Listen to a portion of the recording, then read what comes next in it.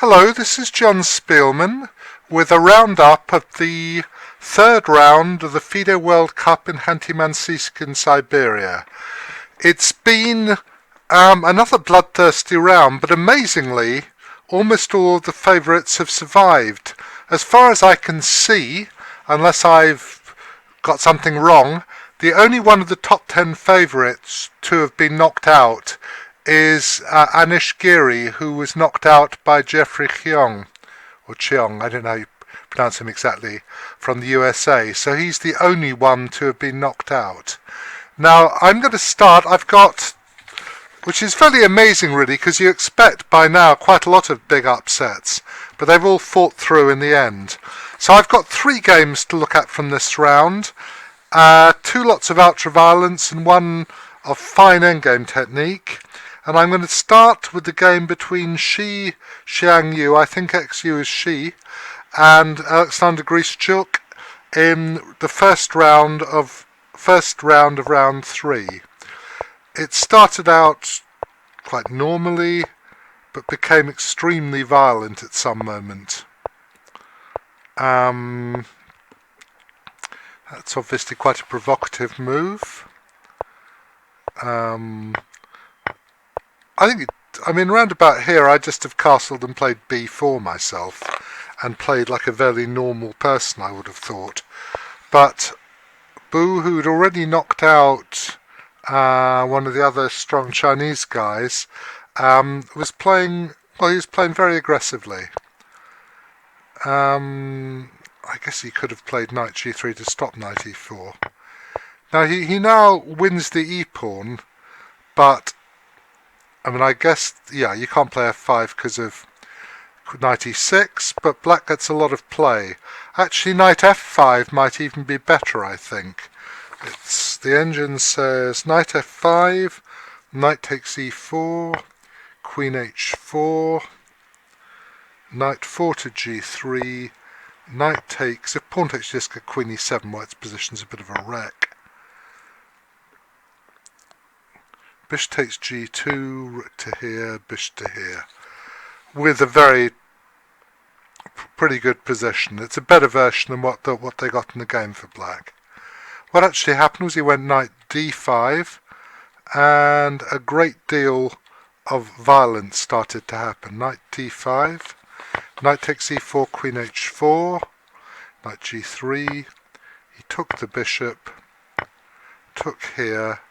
Now I think just bishop f3, I don't know at the moment so much what's going on.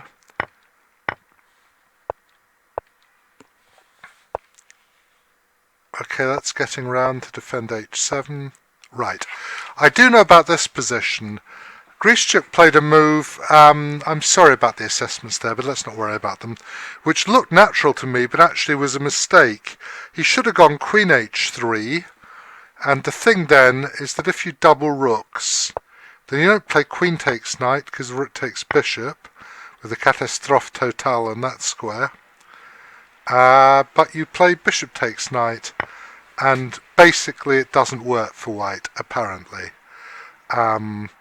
Then if you could try to play queen c3, I guess you'd probably go queen h2 now, something, to prepare bishop e5.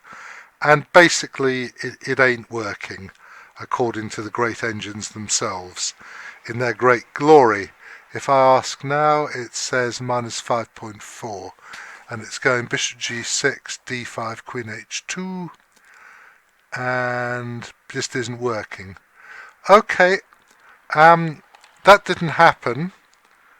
He played bishop e7, and now there was a very strong move. There was rook takes, bishop takes, knight takes, queen takes, and now this vicious move, preparing rook h1. Best I can see is rook g8.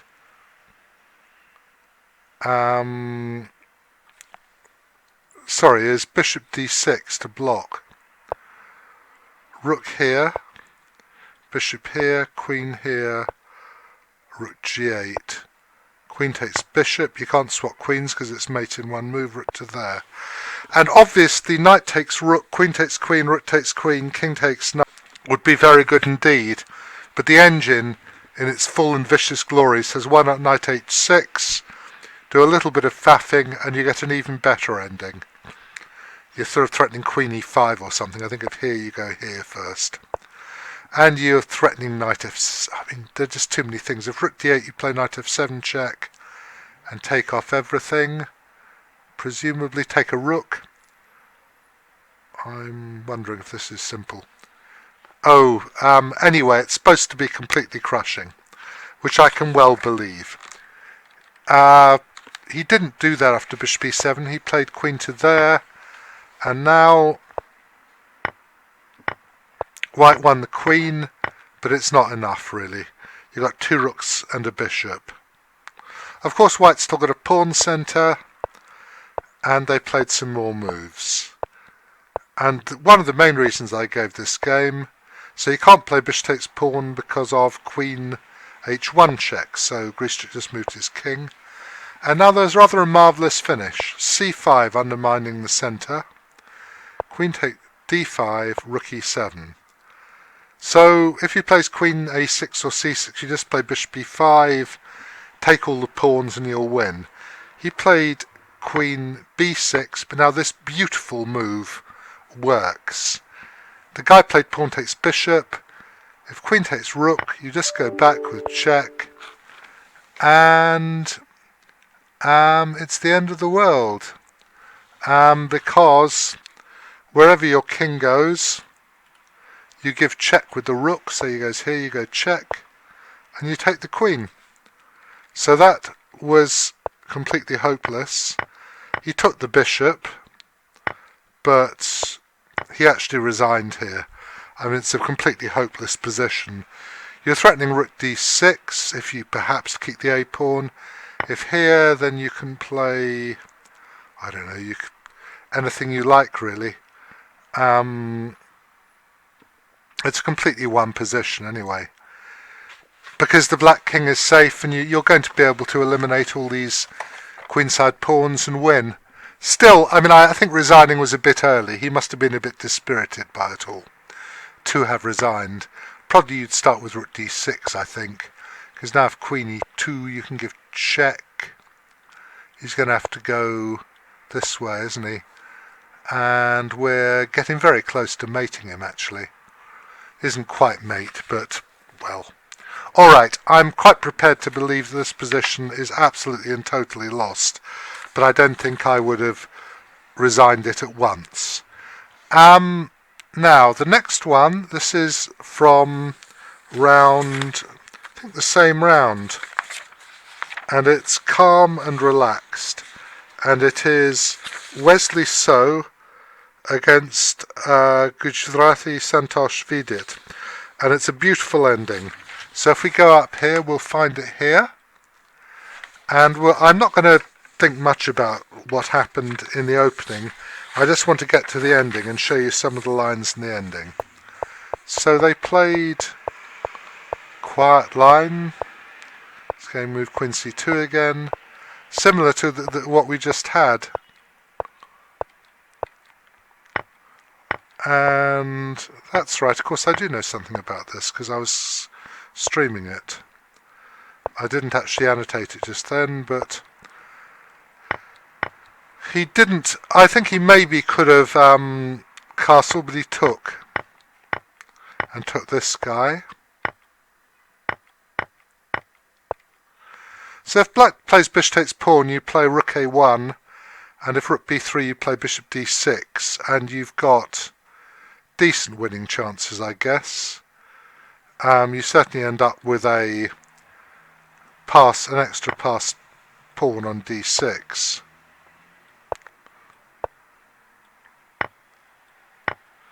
b6.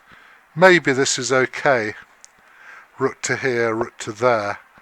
But it's definitely scary. Maybe this is just equal, actually, I don't know. What he did anyway, he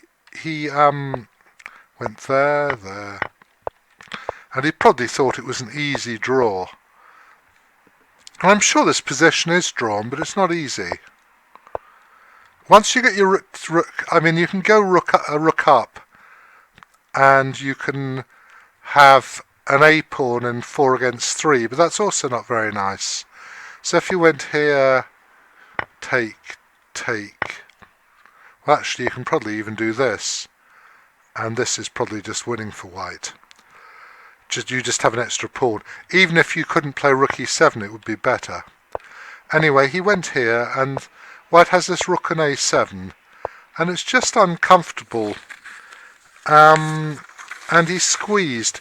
People said to me on the stream, is it completely drawn? No, it's not completely drawn. It's unpleasant. He slowly percolates upwards. Don't want the king to get to e5, so he went there.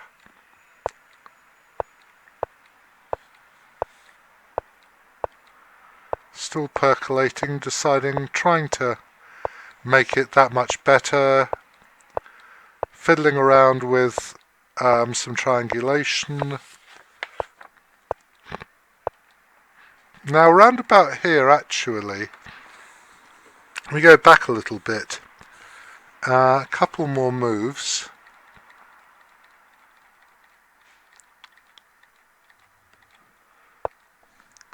At this moment,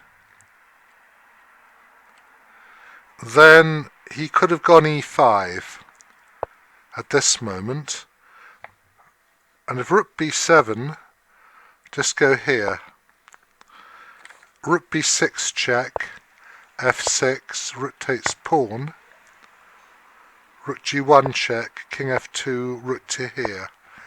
And what's happening is that your king is threatened to come to this square if this rook moves away, and this is just a draw basically. If, for instance, rook a8, king g5, king here, check. Sorry, check, obviously. Was meant to happen. King back, rook to there. And if a6, king f4, black's already much too active. So you basically have to, you can make a draw as black like this. But he didn't seize the moment, and they went on a little bit.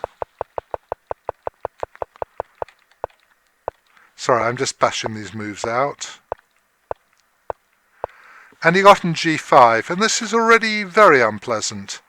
May still be defensible, I don't know. Actually, I think there are a couple of moments it's still defensible. But it's not at all nice. King here.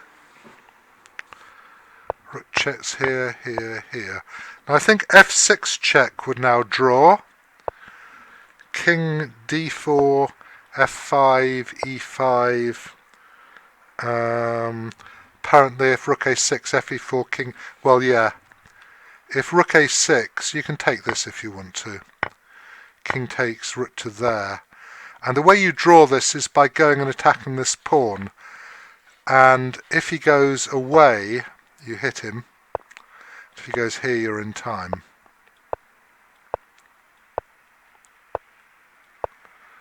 And you're in time as black. Well in time. And if he doesn't do that, say he comes to here, I don't know, check. You go there. He's threatened to move his rook, so you check him, and you go back again, attacking the pawn. Attacking the pawn from the side. And that is a draw. It's a well-known drawing manoeuvre. If he goes here, you can just go here, I suppose, or indeed two. Doesn't matter. As long as you stay on attacking the pawn, check here, then there's nothing that he can do.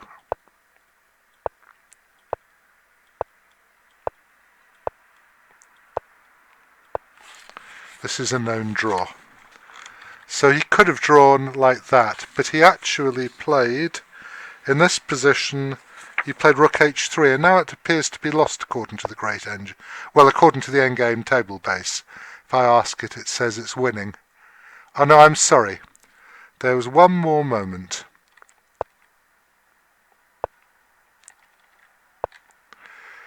He should, in this position,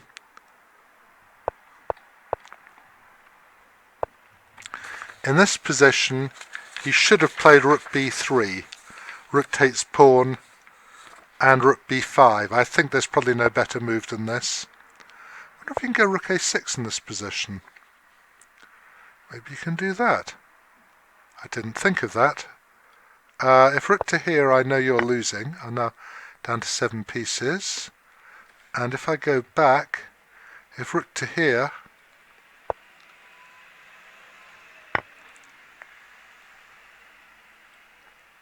this is losing. So probably, actually rook b3 didn't help. That's interesting. I just didn't see rook b6. Now this is lost. It's quite close. In fact, it's very close, but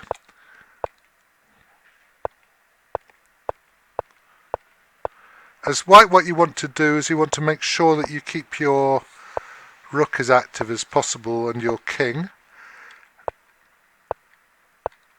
So he's managed to get his pawn moving. We go here, and this is winning by a tempo. Here, here. Pawn to the 5th never helps, because I can just go pawn equals queen, takes, takes, and black can't do anything. If he goes to the 6th, we go back and win this pawn. So this doesn't help, and so he brought his king up, rook to there, check, doesn't matter which way you go with your king. And now the critical moment. You must give check now. If the black king went down this way, white king would get back too quickly. When it goes this way, you must give check to gain a tempo. People know this. I mean, strong players know this. This is the critical position of the rook v pawn endgames. With the pawn on the 6th rank and the kings like this, the pawn to move draws, and this is also true with a rook's pawn, though you have to be more careful then. And with the rook to move, it's a win. And he went here, and the guy resigned because of f2, rook f8. While I'm at it, I'm just going to use a board editor and show you something. Clear board. If we put this here,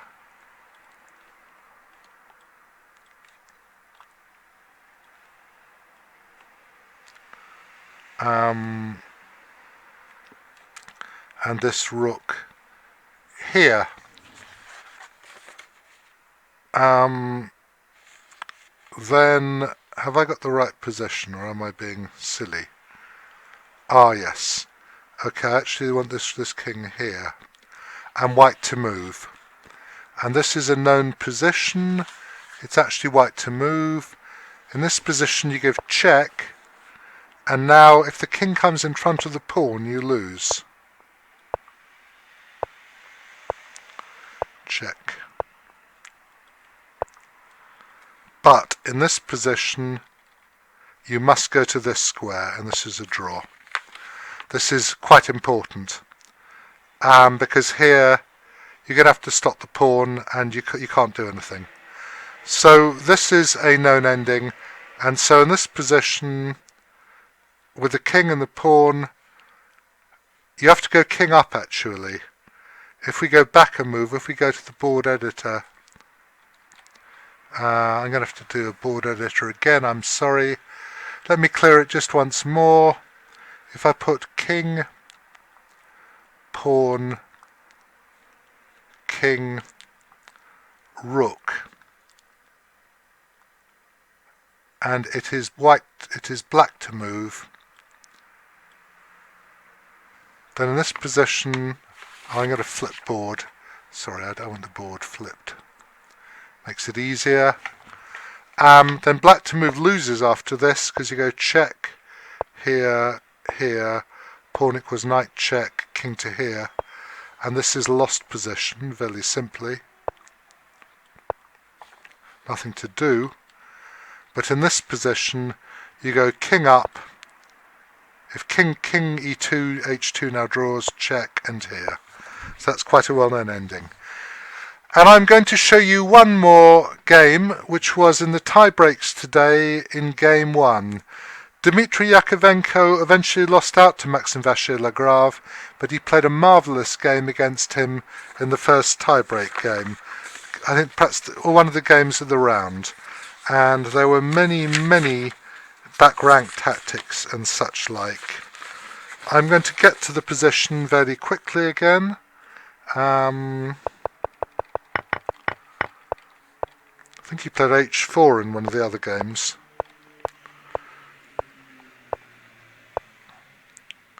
This is to unpin the rook. Don't know if you should have taken in d4. d5 here. So they get some very sharp position. I haven't analysed this. I wasn't watching it that much at the time. They played some moves. I think round about here. Could he have gone bishop g4 here? He could also, of course, have recaptured on with the e-pawn. That would have been perfectly playable as well, but a completely different game. Okay, I'm going to play some moves. I think you can play knight c6 here as well. They kept on playing their moves. That's getting rid of... He went e6. I mean, there were other, but he could have taken with the bishop as well in c6. And they got to this incredibly sharp position. If White had played the extra move h3, then he'd certainly be winning. So here, I looked at it and I thought, well, maybe f3 and it's complicated. But Yakovenko played a marvellous move. He played fantastically this game. He played rook e8, ignoring the back rank trick, because of course this rook is pinned. So queen f1, you take it, and you can't take because of the back rank. Rook to here, and now takes, queen takes. King takes, you presumably go queen h8 check, do you, and do some very bad things to the guy? It looks like you do.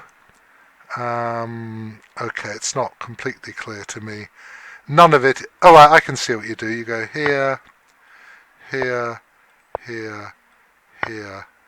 Now if king f6, you go check and check. And if king f8, you play this pretty move. Queen to there. Very nice. I didn't see that before. Okay, I just knew he had to take back with the queen. And he took and here. And it's still extremely complicated, this. Very complicated. Played queen c7. If rook f1, rook f5, queen c8 check, queen f8, queen e6 check, queen f7 ought to be a draw, apparently. Annoyingly, if you ever take, then this king gets too close to this pawn.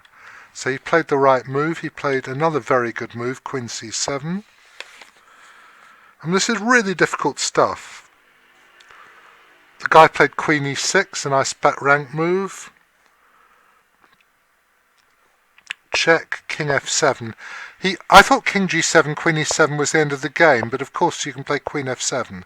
Can't play queen takes queen because the pawn takes queen. But the engine points out that you play h4, after which you are threatening queen d8. Or are you threatening queen d8 yet? But bad things happen, I think. It's quite complicated, but eventually you threaten to go queen d8 and rook e7. h4 is a good move, the queen controls it, and there's some sort of very complicated dance here, which I sort of played out in the machine, and then I tried to understand it afterwards. Rook d4,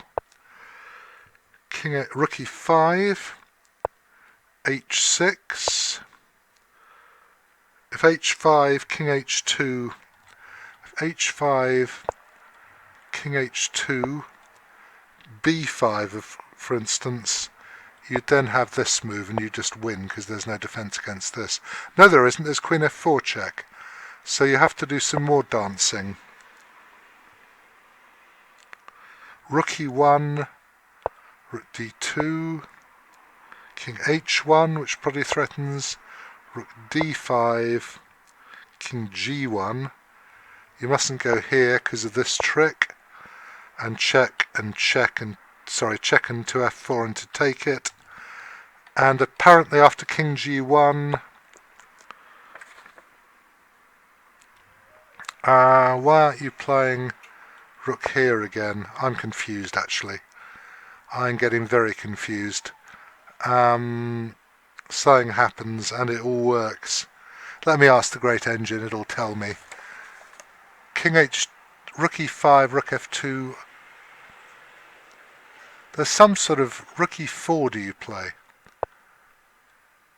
b4. Queen g5. Does that cause a major accident? Maybe it does. It's really difficult, this, actually. But I mean, apparently it wins. Anyway, he didn't do that. He went to the other square. He went to f6, I believe. To f7, right. Check here. Rook to there. Queen e2 was a good move, queen to here. And we all thought rook g5 was the best move, but actually the best move was rook f8 when the battle continues, or I thought it was. And now the problem is that after check and check, if you go to anywhere apart from f8, then queen f3 wins easily. So if king h6, queen here, and the great engine, shush engine, and you can't take because the d-pawn queens. And if you start going queen e8, d7, it's going to be over. So you have to go to f8, but then rook g1. Now the king's in a worse square, and this is what happened, isn't it? Sorry, queen e2, queen c1, rook g5. Yep, this is what happened, I believe. Queen checks, queen checks, queen checks, rook g1. So of course you're threatening, you can't play rook d5 because it's covered. You're threatening to queen the pawn now by going queen c8 and d7, or rather d7 to keep the queen on g2 and then queen c8. After queen to there you go check, you go d7 and you go rook f1. And black, if queen f2, you can just play pawn equals queen. So you got him. So a very, very complicated ending. Very complicated indeed. And there we are. I'm going to stop now. Let me say that I'm going to be streaming coverage on Saturday.